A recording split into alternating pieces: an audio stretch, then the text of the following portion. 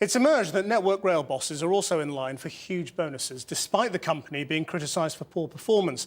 The chief executive, Sir David Higgins, is set to take home a bonus of 60% of his annual salary of £560,000 if the company agrees to new proposals next week. Well, our Midlands correspondent Darshna Soni is at Birmingham New Street Station. Darshna. Well, this is one of the country's busiest stations, and Network Rail, of course, is in charge of the country's rail infrastructure.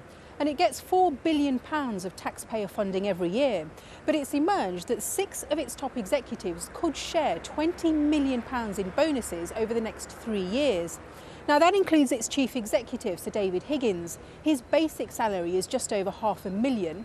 He could get £300,000 in a year in bonuses, but also a long-term bonus of nearly £4 million. Now, this is being described as a reward for failure, just as with the banks, because Network Rail was criticised recently for its poor performance.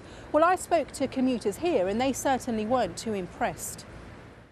All the time delays endlessly, and they are slow to respond.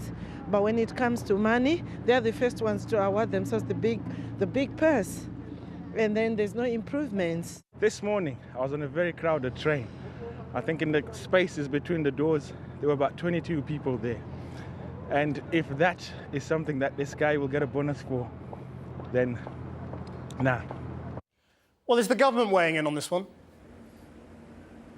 Well, the Transport Secretary, Justine Greening, has urged Network Rail bosses to show restraint. She's also implied that the government can't do anything about these bonuses, but in fact, I've discovered that that's not strictly true. I've been speaking to a source at Network Rail, and this is a copy of the company's Articles of Association, and it clearly states in this document that the Department of Transport could have intervened in 2 ways. Firstly, it could have appointed a director to the Network Rail board that sets the levels of bonuses in the first place, but it chose not to.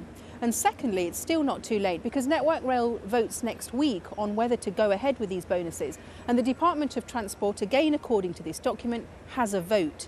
Now, we did ask them whether they'll be turning up next week and exercising its right to vote, but it decided that it couldn't confirm either way. Darshna Soni at New Street.